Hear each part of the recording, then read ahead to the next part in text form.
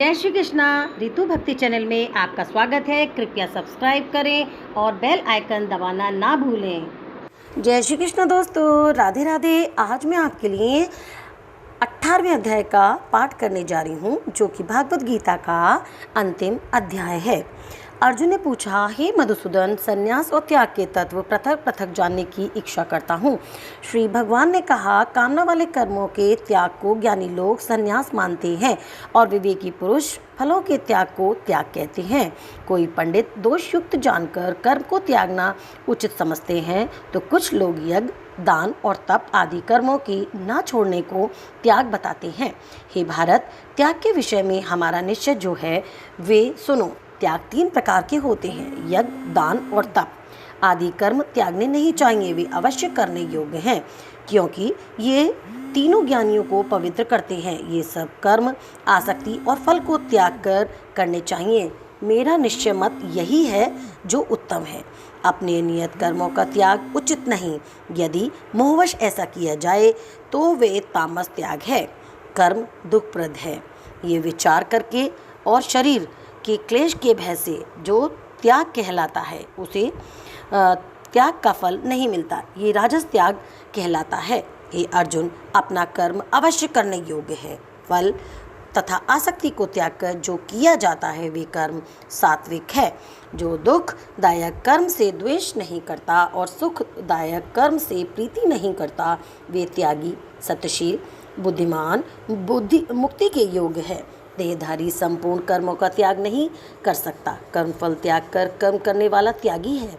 कर्मफल 3 प्रकार के हैं, अनिष्ट, इष्ट और मित्र।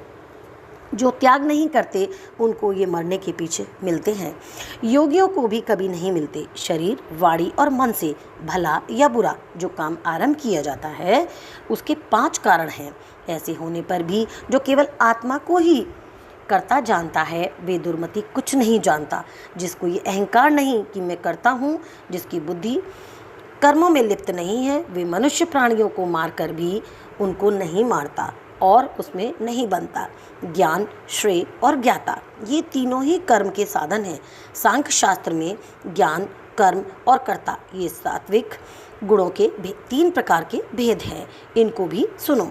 जो सब भिन्न भिन्न प्राणियों में अविनाशी, अविभक्त सत्ता को देखता है, वे ज्ञान सात्विक कहलाता है।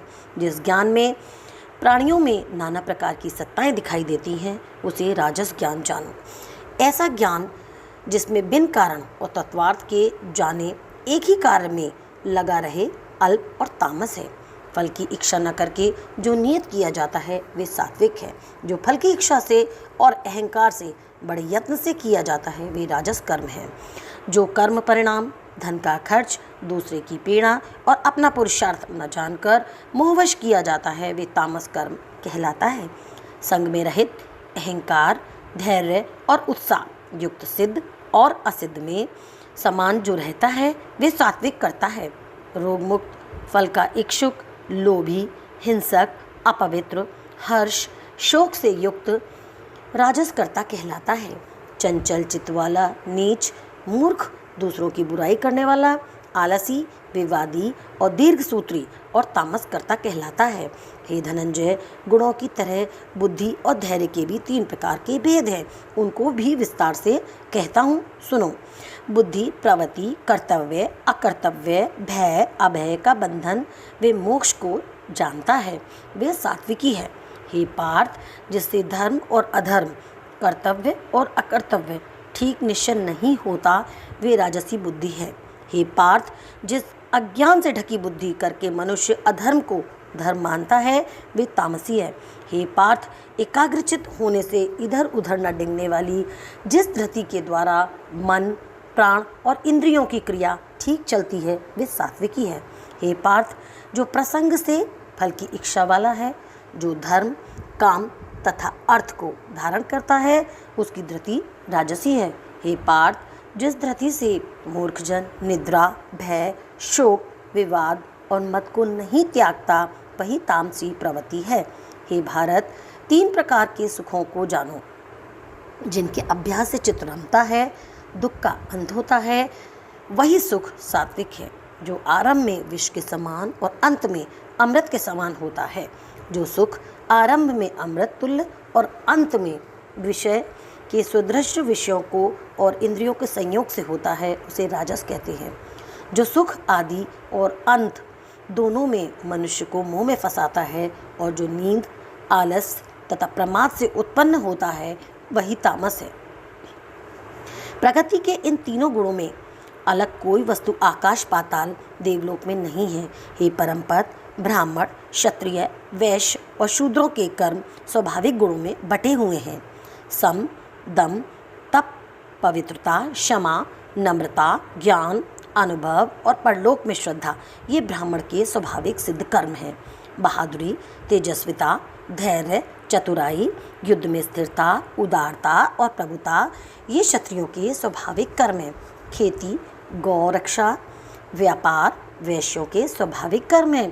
तीनों वर्णों की सेवा शूद्र के स्वाभाविक कर्म हैं। जो लोग अपने अपने और प्रवृत्तियों के अनुसार कर्म करते हैं, उनको सिद्धि प्राप्त होती है। वह सुनो जिससे सब प्राणियों की प्रवृत्ति हुई है, जिसने सब जगत का विस्तार किया है, उस ईश्वर की अपने कर्मों के द्वारा आराधना करके मनुष्य सिद्धि को पाता है। दूसरे उत्तम धर्म से अपना धर्म ही श्रेष्ठ है। स्वाभाविक कर्म करने से पाप नहीं लगता। हे कौतन्य, दोष युक्त भी स्वाभाविक धर्म का त्याग ना करे। सर्वत्र आसक्ति को छोड़ने वाला, आत्मा को जीतने वाला, इच्छा रहित मनुष्य संन्यास के द्वारा सर्व कर्म निवृत्ति पाकर सिद्धि को पाता है। हे अर्जुन, इस प्रकार का पुरुष सिद्धि को पाता है। वह फिर किस तरह ब्रह्म को प्राप्त होता है, सो मुझसे सुनो। यही इस ज्ञान की परानिष्ठा है।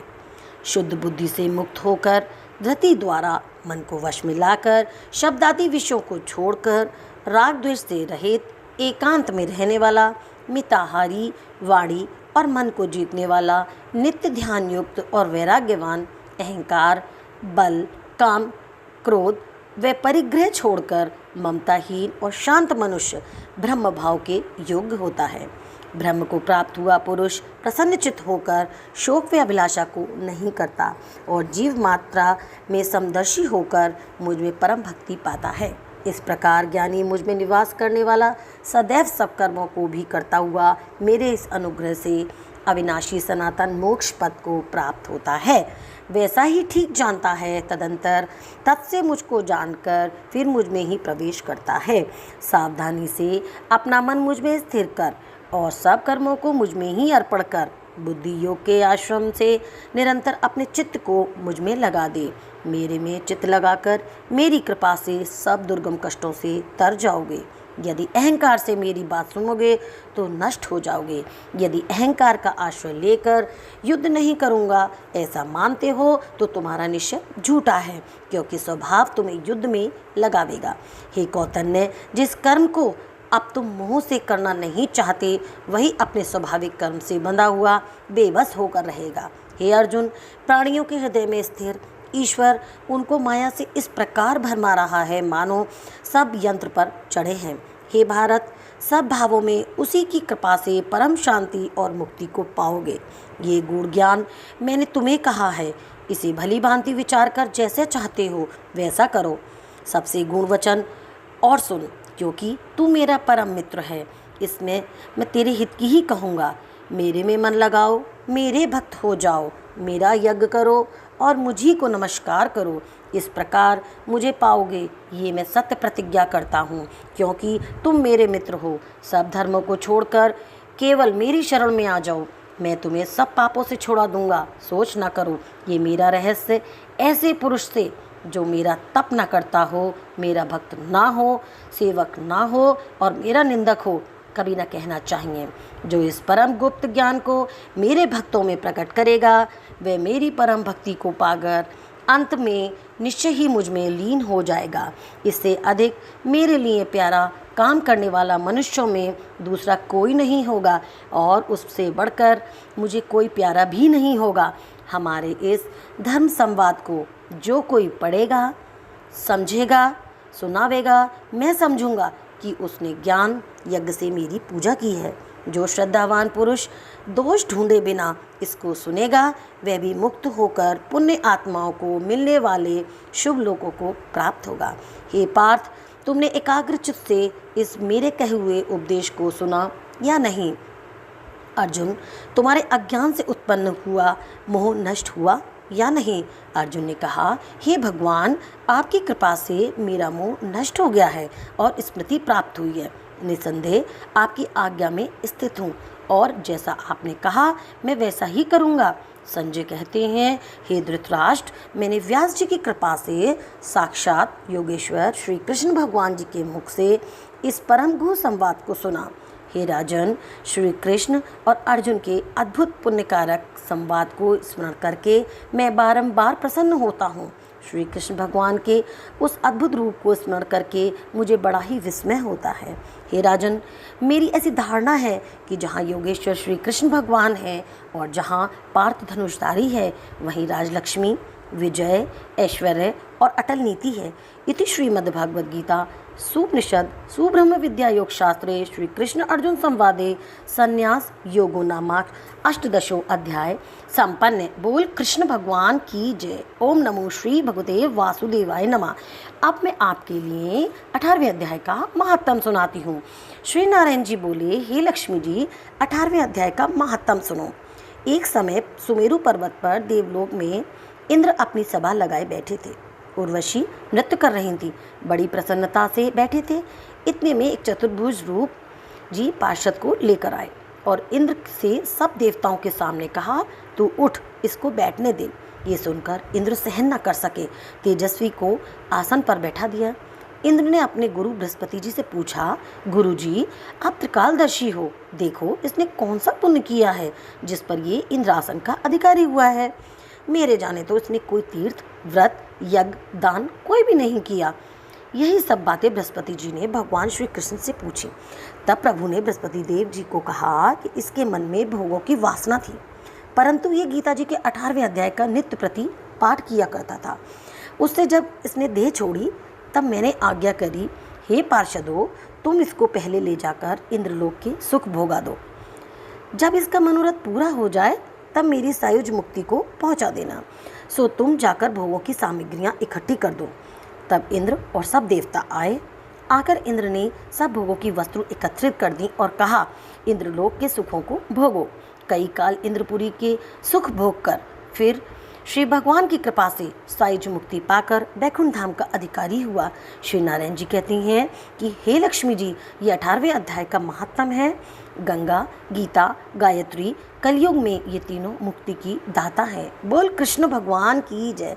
हे प्रभु, जो कोई मेरे 18वें अध्याय को सुन रहा हो उन सबको मुक्ति प्राप्त हो, मोक्ष प्राप्त हो और प्रभु अपनी कृपा उन सब पर सदैव बना के रखना। राधे राधे दोस्तों, जय श्री कृष्ण। वीडियो देखने के लिए आपका बहुत बहुत धन्यवाद। यहाँ दिख रहे 2 वीडियो पर दबाकर आप और भी मेरे वीडियो देख सकते हैं। जय श्री कृष्ण, राधे राधे।